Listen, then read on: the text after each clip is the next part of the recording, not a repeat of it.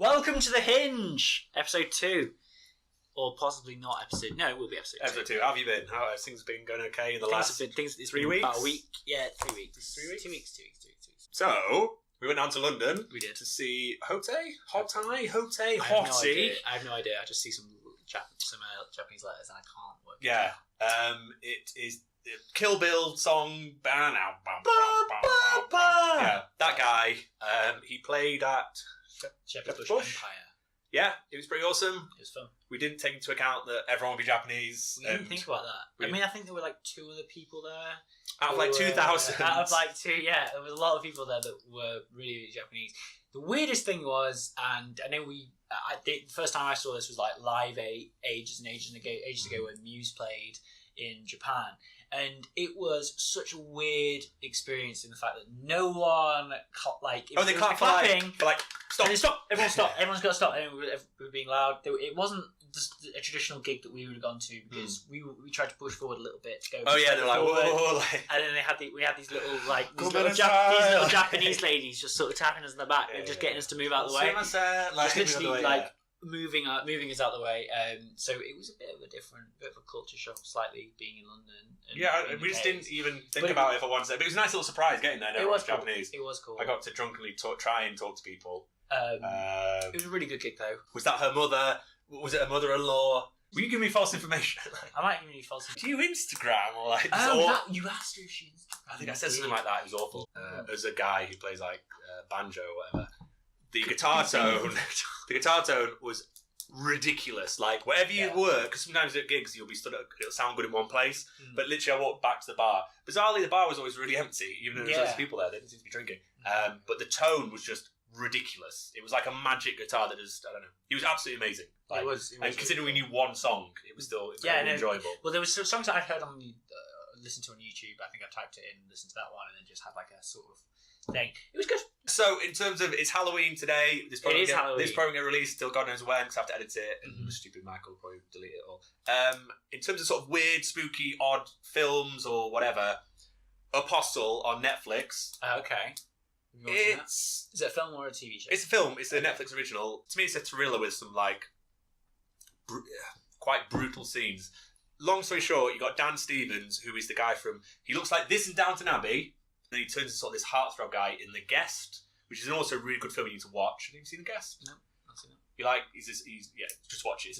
It's a bit Halloween-esque, but he goes from like this kind of sort of stiff English guy in Downton Abbey to this like proper ripped, not super ripped, but he's like an American guy. Okay, but it's like a very weird track. You go, is that the same guy? Anyway, and then he was in Beauty and the Beast. And then, actually, that's a transformation. Sorry, then he turned into a beast. He the new guy he was the beast in Beauty and the Beast. Yeah. Okay, yeah.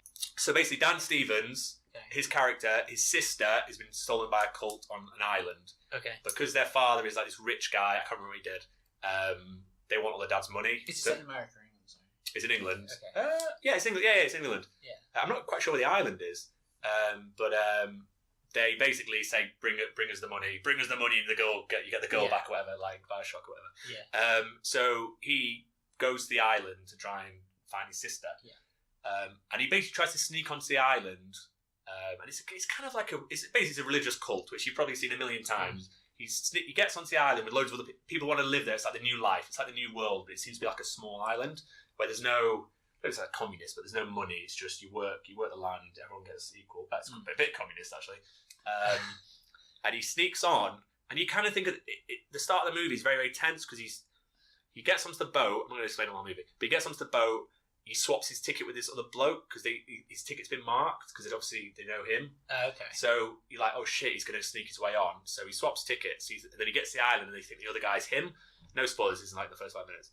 And you're like, oh, he's going to be super stealthy. Stealth his way around the island, save his sister, kill the whatever the religious guys and jump off in a helicopter, not helicopter or whatever's. Yeah. But he's like proper surly and doesn't give a fuck. So really? He just sort of turns on the island. He's always just like, fuck, and he's so blatantly not part of everyone because everyone else is super religious. It's like, I'm thinking like American Puritan. You showed me the thingy. I showed you the trailer. The trailer, yeah. And what it reminded me of was like an older sort of like more brutal. Sorry, just because that will be hit, you will be able to hear that. Destruction Derby thing going on. You sent me the trailer, and the way that I sort of felt was it was quite similar to like it was like a more gritty, awful, gory as shit version of The Wicker Man. Yeah, it was it's that kind of thing. Like it was like he has to go and sort of understand what's going on with. Yeah, but he kind of just doesn't give a fuck. Okay. He's so they're like building houses, doing chores or whatever. It's like we're all going to work together and build this new island. But he's just constantly just like surly, just like fucking. And like if you're going to pick who's the outsider, because they keep going around going who's the outsider, trying to find him. Oh wait, so they don't know that he's no, they don't know what he looks like. So at one point they bring his sister out to the centre of town and like chain her up, and it's like we're gonna beat your sister up, come out. Yeah. He's like, no, I don't give a shit. Like anyway. Long story short is it's a very good movie. It's incredibly brutal. It's by the director of The Raid and The Raid 2. Yeah. Which is more like sort of martial arts almost. But it's just very good. But there's a couple of scenes in it, which you probably see in the trailer, like parts of the scenes. Yeah. That will really stick with you. And I don't like that. Yeah. And that's why I'm not watching it. Yeah, you need to watch it. Trust me. No, I'm not watching it. You need to watch it. It's on Netflix. I don't know if you've ever seen it, but Frankenstein with what's his face? De Niro. With De Niro. When he punches Helena Bonham Carter's stomach and he pulls out a heart. Obviously not a stomach, too low. He punches through a heart. A human being. Yeah. He punches here, just and then he straight reaches into the up, heart, and he gets that, and right. he pulls it out back through the stomach. Though that's quite important. No, he punches into the stomach, pulls out a heart. I can't remember who the guy is. It's Kenneth Branagh. Anyway, so he grabbed the heart through the stomach, and it was brutal, and it really fucking scarred me for life. And this is one of those. Want to watch that. This is one of those movies. And at the end, it kind of the third act kind of goes a bit mad, but it's so enjoyable. I don't know, it's just funny. The main guy just doesn't give a fuck. The island's a funny situation, and the more as the film goes on, you realise nothing's quite what it seems. Okay. So is it like a necessary evil sort of thing? Yes, sort of that's probably yes. You're sort of with them, and you're sort of going, okay, I can see. But some of them are complete dickheads. But some of you like, oh, actually. But it's very, very good. It's brutal. If you're squeamish, don't watch it. What I was going to say was I'm planning to watch Halloween, the original, tonight. Oh, tonight? Because it's Halloween. So I'm going to watch that. Is it 78 or something? 79. Yeah, 78. I think you are right. 78. John Carpenter's original. You love a bit of John Carpenter, don't you? I do like John Carpenter. I do like the synths. So I'm going to listen to that. I'm going to watch that, and I'm not going to watch any of the other ones because I've not seen any of this stuff. I've not seen this. I'm going to watch that, and then I'm going to watch the new one when it comes out. I've not watched it. Apparently I've heard bad. Awful. Yeah, I know. Apparently I've heard really bad. It sounds a bit like a Force Awakens style remake of the first one, but not as good.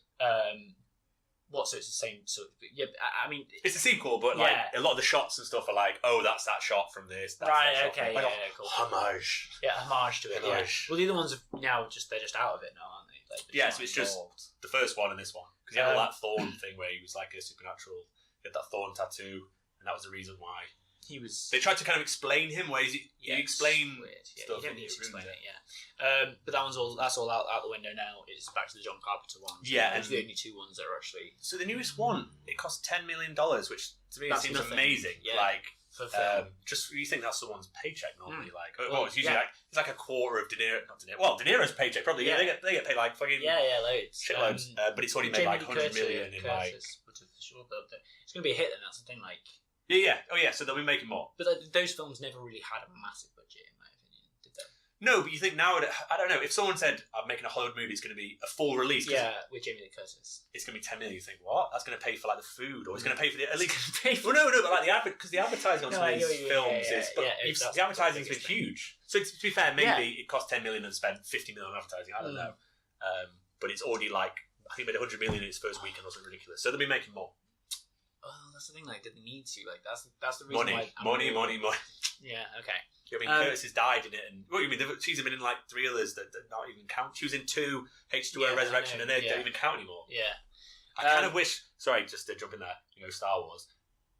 I quite like the fact that in Halloween they can do that many films. And go, do you know what? Fuck those films. I wouldn't ever. I know Star Wars, but when it's like delete the last or whatever. It's weird how in Halloween where you can just go, yeah, fuck those films. Whereas in Star Wars you just can't do it. But I kind of wish just like, maybe Indiana Jones and Crystal Skull. Just go, yeah, fuck that film. We don't need to do that with that one because that one is already super old. Yeah, it's a shit film. Yeah, you just don't. Just if you want to block them out your mind, block them out your mind. But don't make everyone else have to forget about them. Well, they're not forgotten about them. I'm just thinking canon. What do you mean with the canon thing? But like, it's like, why would we not delete Jar Jar Binks at the time or anything like that? Like, there's other things in the Star Wars universe that I prefer to delete. You can't. Yeah, as opposed to just deleting Rose because she was annoying in that film. I would delete. Oh, Rose. Yeah, God, Rose was. This is how we win. We'll review that film. Yeah, sorry, we'll both review those that films. film. Yeah, both those films. Well, I wouldn't delete The Force Awakens. No. But I just mean it's. I wouldn't delete anything. It's odd for such a big film series. Obviously, in terms of money, it's. But the thing is, it's just an odd thing where. But it's like certain Godzilla ones. It's like they just go right. Well, all those ones aside from that first one don't matter now. Yeah. But I kind of like that. I I think that's a good option, but I wouldn't say it's a good option for like a multi-million dollar. Like if those other ones have sold crazy well. Yeah. Do you know what I mean? Like they've already made not a dud. Loads of money. Even the duds have Solo, but still, it doesn't affect anything. Yeah, it doesn't affect. Yeah, that's it. But if I was wanting to watch another Star Wars thing, like I don't think I'd want to go right. Well, we need to see Luke doing something different to what he's doing. I'm not really bothered. Anyway, never mind. Off Force Awakens and off shit. What's your favourite Halloween film? A film that you would watch over Halloween or on Halloween night? I don't really watch that many horror films. I quite like The Night Before Christmas, but that's really a Christmas film. I was going to say that. That's my favourite Halloween film. I rewatched it recently with my niece and nephew, and I forgot it's actually really terrifying. And they'd never seen it before, and they were kind of like, I was like, the songs are great, and they're like, yeah, but that guy's got like a melting face, and it's like their eyes come out. The Oogie Boogie Man's terrifying. Yeah. With all this thing coming out of his mouth. Terrifying. Just the girl, she got Sally. Yeah. She just jumps out the fucking window. Yeah. I'll just fucking jump out the window. Yeah, it's fine. Break to pieces, then I'll sew my legs back on. Yeah. It's like, that's fucked. Anyway, anyway, it's all chill. It's probably that, but I don't tend to watch that many. Films. I don't tend to get scared. Like I say, like the Apostle thing I was talking about, that's not... I tend to get more like that kind of scared, where you're like, oh, fuck that shit. But I'm not scared of... Yeah. I mean, one of the things that did affect me when I was a kid was also The Omen. That kind of affected me. This is for you! And then he just jumps off the... Or he pushes... He just knocks her off with it. No, that's a different woman. The babysitter at the start jumps off. She jumps out the window on her own. And she like hangs herself. She's like, "This is what's he called, Mike? David. What's he called, Michael? Is he called Michael? No, this is you, Damien." Then jumps off. I thought the kid. That's his mom or something. That's his mom. Yeah, the first one is the babysitter. Right. But remember that guy who gets his head cut off with a big sheet of glass? Yeah. No, I remember a lot of it. There's a lot of, but then the thing that really stuck in my mind was the bar going through that guy's leg. You know when they're jumping away from those dogs in that horrible thing. So I'm thinking of Alan Partridge, where he's climbing over the fence. He's not like throw up as well when he's like that. It is. It is before. It is a bit like that. There's blood just pouring out. It is a lot. Have you not confused it with that? Like, no, I didn't actually ever think about that. Yeah, because they're running away from dogs. Yeah, it's like attack dogs, aren't they? Yeah, they're running away from the dogs. I think they're trying to get the knife so they can stab Damien. Yeah, and you get shot. But that's pretty terrifying. Other films, I mean, like I'm not really into scary films at all, but other films that really used to scare me that I would class as like. Thing is, it's not horror, is it? Horrors, I don't know. Do you know what I would watch? I'd fucking watch on Halloween if you're not into horror films like me. I would actually just watch Scary Movie. Yes, I'll probably watch that the most. That's probably the horror movie. That's the thing. It's like it's a horror film, but it's like comedy as well. But like it's like you've got everything that you need in a horror film there because you can sort of get what horror films are just from that. The baby dick. The baby dick thing. Little puller. I know. Scary Movie 2 also is just... See, I had Scary Movie 2 on VHS and I watched that probably 10 times more than Scary Movie 1. I fucking love Scary Movie 2. Just with the wheelchair thing, where like, wait, is he the guy in a wheelchair? I can't remember. That's the same one. He's like, and they've got those like ectoplasm like things that you can see where human bodies I can do it myself. And also that really that sex scene with the ghost that sort of has scarred me slightly, but in a good way. That like, he's flying around the ceiling, like where he's like fucking the girl. Yeah, but that's what was it? Nightmare on Elm Street, isn't it? What, he has sex with her on Nightmare on Elm Street? No, but now when she gets dragged around the ceiling, it's similar to that. Tori Spelling. Yeah, that was that really messed me up. I remember the ginger girl being like really banging. That was in the first one. No, in this one. Oh yeah. She had some sort of pink and jobby going on. Francis from Malcolm in the Middle was in this one. Yeah, and he gets like a hand job in a freezer. Yeah, and then she builds. She builds like a. MacGyver's like a whole like little traction engine to break the door down. To break the door down. That was funny. But yeah, so I probably would put Scary Movie as probably one of my favourite Halloween films, but only because we don't like Halloween films. It's probably not aged that well. Another film. Oh no, it has. I watched it recently. It has. Very short one. Not the teen movie. I fucking used to love that movie. That's a really good one. She's got a gun. Yeah. Janie's got a gun. It's like, oh my god, she's got a gun. And she's Amanda Becker. I don't remember that bit. The girl, it's not Jennifer. It's that girl who looks like Jennifer Love Hewitt. That's Jennifer Love Hewitt. Yeah. Right. Here's the other girl. She's from Party of Five. She's in Lost in Space remake. Wait, is she the one that? So the other girl who looks like Jennifer Love Hewitt is in it. I always get really confused too. And she's like the most beautiful. She's like Amanda Becker, and she always walks on the stairs in slow motion. And the main guy, the kind of blonde kid, like they really. No, not Chris Evans. That was Chris Evans' first ever film. Oh really? Yeah. Nice turtleneck. Like that stupid fucking guy with the turtleneck all the time. Oh, Janie Briggs. She's got paint on her overalls, a ponytail, and glasses, blah. Yeah, it's so shit, but it's so fucking amazing. It's so. And that guy keeps getting concussions. It's like 5 more concussions, and Doug says I'm dead. Stuff keeps hitting him in the head the whole fucking time. It's so shit, but so good as well. That guy's like meant to be Oz, but he's not Oz. Yeah. He's like got this like really gelled hair that keeps coming in his face. It's like I can't believe no one would like take a dump on your chest. Like it's fucking so amazing. But it is. I really like. But that was a rewind movie, mate. Fucking hell, that was a fucking rewind movie. That was. I don't know why. There's some. Not a kid, but like when I was growing into an adult man, I feel like there was a lot of decent scenes in that film. There was just like unnecessary decent scenes, wasn't there? It was just like It's when they're trying to look in the girls' locker room and it's just like all like it's all that shit. Christmas. Yeah. I fucking love that movie. Okay, right. So moving away from the Halloween theme, because that was all Halloween. I mean, okay, let's stick with the Halloween theme. Yeah. We'll tell you what. Let's just get it over with.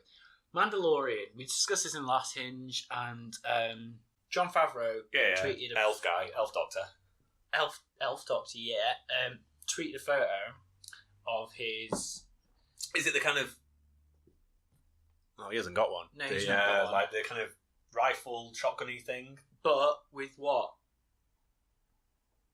But with the super cool prong that he's got from the Christmas special. We'll put it up on here.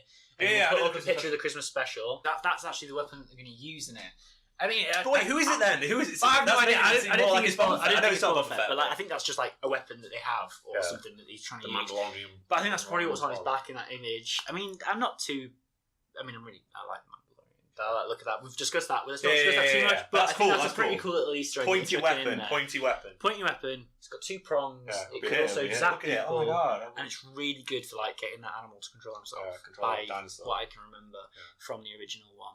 How are you getting spooky? So how am I getting spooky? Now calm down. Now, if everyone's had a beer and a quarter. In terms of sort of vaguely Halloween spookiness, or not spooky, just weirdness, I'm really onto podcasts. Because I'm probably late to the game. Everyone does podcasts. This is sort of meant to be a podcast. But we've still not put it on any sort of podcast thing. But they'll all be there. I was listening to a few like spooky story podcasts, or the ones where people will read out like creepypasta. Where you have like, so there was a few I'd listened to where it was like reading out a story, which were good. But I've really got into a thing called Unexplained. And it's an English guy, and all he does is talk about sort of case studies. So it's at this house, this weird thing happened. Is it based in England or based in? He's an English guy, but no, he does stuff all around the world. But he doesn't go, oh my god, aliens were at this town once, it's crazy. Oh, I believe in it. Click on this. Yeah. He's just like, at one point this happened, and he sort of chats about it. That's weird. But it's all factual, and he does all his own music for it, and occasionally at the end of each episode, he might do a song at the end, which sounds really jarring. But he does this whole video about a lighthouse thing where the lighthouse keepers disappeared. But they turned up to the lighthouse because the light was off, and then all 3 keepers were gone. But there's like food on the table. How's this song sung? I need to hear the song, obviously, try and get it. At the moment, I'm just picturing like, hey guys, they walked up to the lighthouse. Yes, basically. But much better than that. So throughout each episode, he does. It's quite synthy, all the music during the episode. Yeah.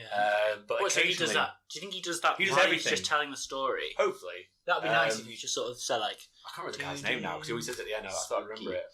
Because you showed me that Lordan Arts thing. Yeah, it's a kind of similar thing, but it's a bit more.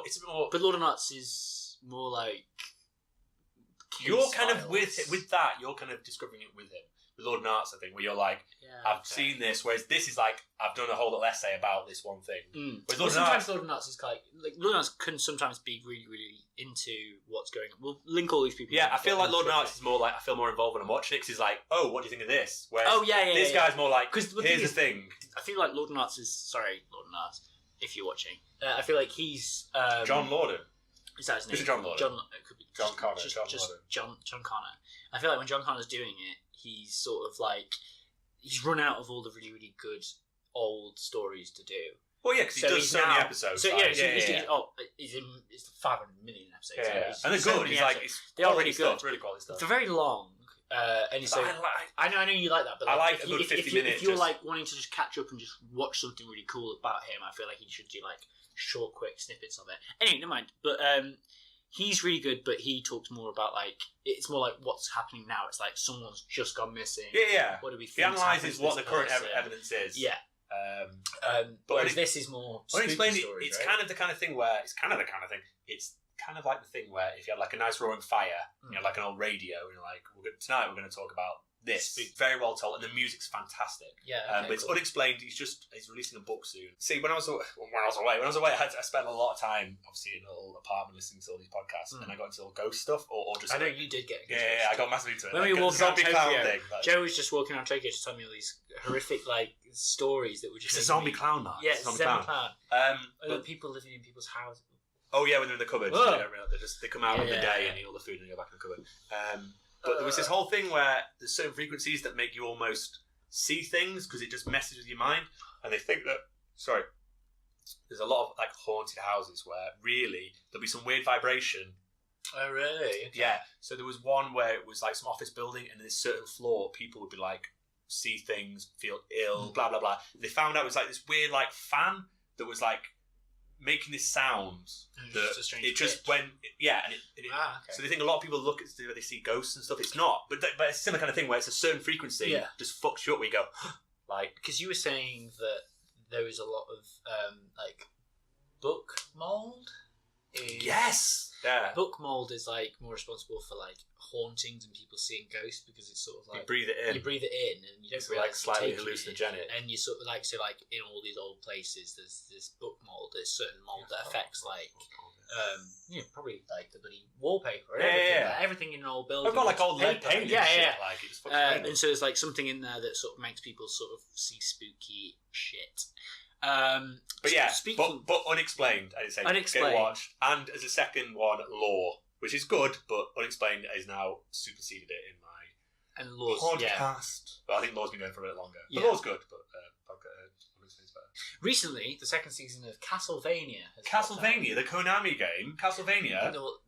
Rondo of Blood. Is that that's what second season of I'm just naming Castlevania. Second season of thing. Castlevania 64. I watched the first one with. It was like 4 episodes. It was 4 episodes. Yeah. Is this one more? Yeah. Oh, that's 8. Very good then. Because I liked the first 4 episodes, but it really was just like a setup. Yeah. But it felt like a setup that got rid of like the best bad guy, or at least sort of I can't remember how the end went actually thinking about it. So there's not any bad guys in it. Like these fight demons. No, but in the first one, it was mostly just you against this one bad guy. It was the Dracula, the guy who takes the woman in. Yeah, sorry, but he doesn't fight. No one fights Dracula. Oh yeah, no one fights. The Dracula and the bird, and then because I really loved that's the thing. I watched the first episode, and I was like, "This is great. This is fantastic." But then the whole season didn't go anywhere really to me, aside from Dracula's about to get everyone. He's pissed off now, and then it went into. They find Alucard, basically. That's and then it's just like right there we go. I got the impression it cost because the animation was very very good. I imagine it cost a fucking shitload. Yeah, let's not make 16 of these and no one watched them. The animation is really similar to Legend of Korra to me. I don't know. I know of it. Really I know what it looks like. Yeah. Isn't that like Last Airbender? But it's very similar to that in my opinion. But no, I've not watched. It's just come out. The second season's just come out. Yeah. And I didn't realise it was 8 episodes. That makes me feel a bit better about it because they can actually do something with the story. I don't think it was bad though. I think. I know what you mean. It's a tease. The whole it's a big thing, fucking tease. But it is a big fucking tease. Yeah. I just felt coming out of it, I was like, nothing's happened here. Tell you what, it's a setup, isn't it? It's literally the team gets set up. It's like Alucard, the sorcerer lady, and that's the thing. It's just the team getting sorted, and That's it. And then it's gone. Yeah. It just ends. Have you heard Dracula backwards? Have you heard what? Have you heard the recent news though about the animators and the showrunners for that TV show? Yes. You have. Today, I did actually. Today's news. Zelda. Hot take here.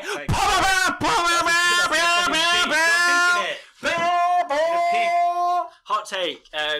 Legend of Zelda. The people who did Castlevania are apparently in reports going to see Nintendo to do the Legend of Zelda. That's totally cool, but I quite like the fact that Castlevania is a bit adult. Yeah. And Nintendo won't have any of that. The thing is with Zelda, like a lot of people get stabbed up, but it's just done in more of a fantasy. There's so many different realities and different worlds that you could sort of choose from, and I feel like anyone who watched it would go, "Oh well, I like the Wind Waker style, or I like this style, or I like that style." And if the art style didn't really necessarily match the Breath of the Wild style or the original kind of the original Time style, I feel like people would be pissed off. But they have done it before. Hey! Excuse me, princess. That's princess. There's a compilation where it's like he says it about 50. He says it every episode. Princess. Yeah, but I mean, like this would be for a big award. Essentially, this is an international release all at the same time. They probably just do Ocarina of Time with some variety because that's the biggest one. Yeah, or they just do the whole new story. Yeah.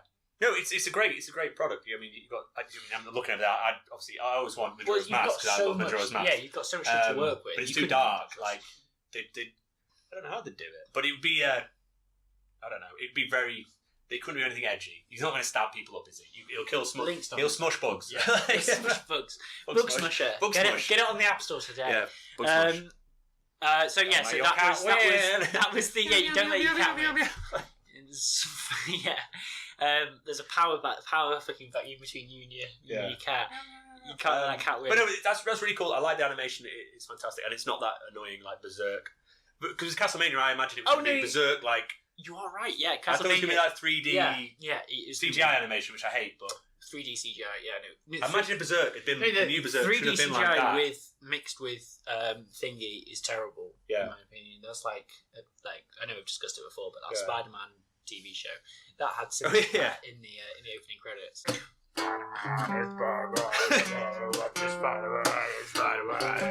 Do the bit.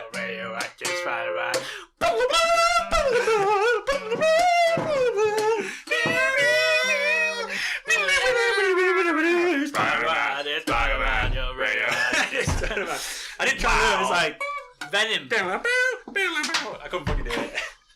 It's Venom doing that. Venom doing that right there. Anyway, watch Spider-Man. That's what we're saying. Yeah, the CGI on that when he's jumping around that CGI building. But you watched a more recent iteration. I started to watch Batman Ninja. Okay. So Batman and all his rogues gallery and some of his mates get. Transported to feudal Japan. I've watched the first sort of 40 minutes. Do they get transported, or is it just it's like set there? No. It's so literally the first 2 minutes is Batman gets to Arkham Asylum. Grog, what's he called? Grog? Is that his name? What the fuck's the big monkey guy called? Grog. The monkey guy. Like a massive gorilla guy. Grog. Oh. Gog. Grog. Yeah. I don't know his name. Grig. Gog. Grog. Yeah, got either of these. Grog. Any of it's not Grog. Grog's like soup. I have no idea. Okay, Grog. I'm going to name something different every time. So, Greg makes this massive thing, and then when he activates the Grog machine, this like big sphere of energy sucks like the top half of the asylum, and Batman and his Batmobile and loads of other people. His Batmobile? Yeah, everyone's sort of there for some reason. They get, spoilers, and they get transported back in time by the Grog machine. So then Batman appears. I take it this all happens in the first 5 minutes. Literally the first 2 seconds of it. Because you don't know why he's even going there. I think Grog's just like, what the fuck's he called? I don't like that. To be honest, I was really hoping it was going to be. No, it's instant. It's literally, he just turns and goes, "Oh my god, you turned on the machine! Don't turn on the machine, Grog!" And then so Batman appears in feudal Japan, and then all these people are dressed as a Joker, but like in cool, like you know what I mean, like that kind of shit. Yeah. Like an Oni. Yeah. Like mask. But for some reason, he's arrived there 2 years later. So everyone else has been there for 2 years. Time warp. It's Inception. It's a time warp. Yeah. These are different levels. But I don't know why, because he was at the same. It's not been explained yet. But different levels, Joe. I don't know. But they're all around the same Grog. So then he's like, he was obviously. So he basically kicks the shit out of everyone because he's Batman.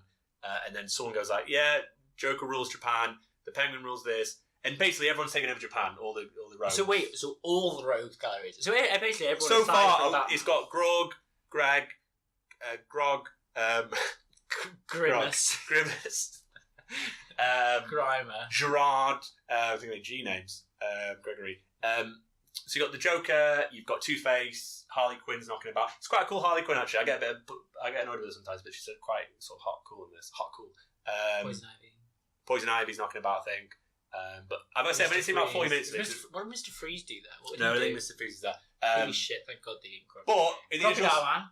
No, Sam. Greg the Croc. Greg, is that who it is? Is that who you mean? Crocodile Man? No, what do you mean Croc? That's Killer Croc. Killer Croc. No, he looks like Winston from Overwatch. Yeah, I know. Grog. Yeah. Okay, so that was the end of episode 2 of The Hinge. We've got another episode chatting about the Mandalorians and Batman voice. That's and back in stuff. the past. We've done a Naushka review. We've done... What else have we done? We recently just chatted about Red Dead Redemption. Yeah, we just one about Red Dead Redemption. So that'll probably be out just before It wasn't filmed the same day. Everything's different. Our hair isn't smushed by hats. Although you've got a different hat. I've got a slightly different hat. But it wasn't today, so it wasn't today. Enjoy. Hotei. Hotei. Bye.